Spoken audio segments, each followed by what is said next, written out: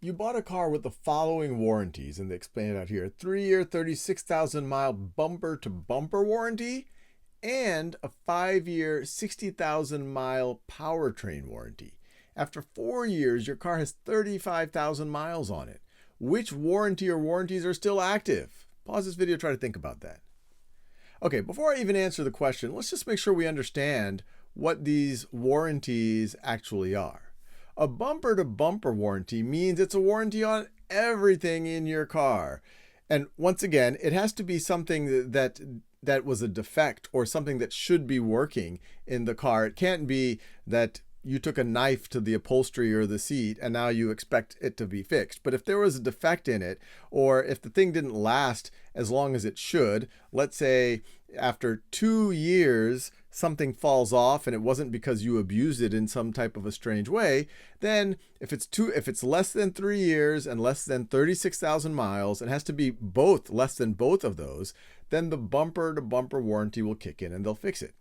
The powertrain warranty, this applies to essentially the parts of the car that make it move. Think about the engine, the transmission, the axle, the things that actually make the car move.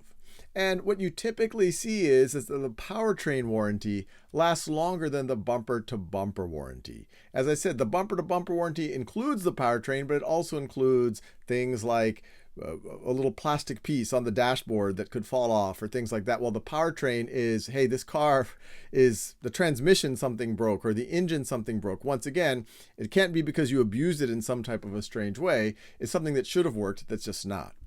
Now, as I said, these 3-year, 36,000 miles, it's whichever one is going to happen first. So if only 2 years have gone by, but you've driven if only 2 years have gone by, but you've put 70,000 miles on this warranty, then the bumper to bumper won't work.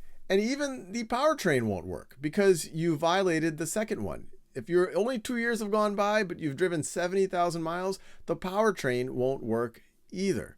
Similarly, if you've only driven 10,000 miles, but 6 years have gone by, neither of these are going to be in effect. So here you have this question: after 4 years, your car has 35,000 miles. So it's after 4 years. So regardless, even if you've never driven your car, you've already gone past this 3 year. So it's definitely not going to be the bumper to bumper warranty for this scenario.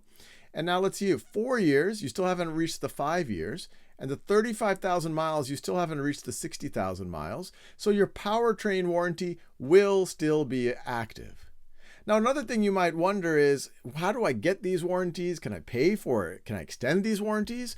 And the simple answer is, a lot of times these warranties are included in a new car in some way, shape, or form. But there are also ways that you might get an extended warranty. Sometimes there's a promotion that the dealership is running or that the car company is running. Sometimes you can pay for an extended warranty. Sometimes at the dealer, this is one of the things that they might try to sell you, and it might actually make sense. You can also get these warranties on used cars. Oftentimes, if you get these certified, inspected used cars, they might do something similar as well. So keep a lookout at it for it, but make sure you really understand what you're getting when you get one of these warranties.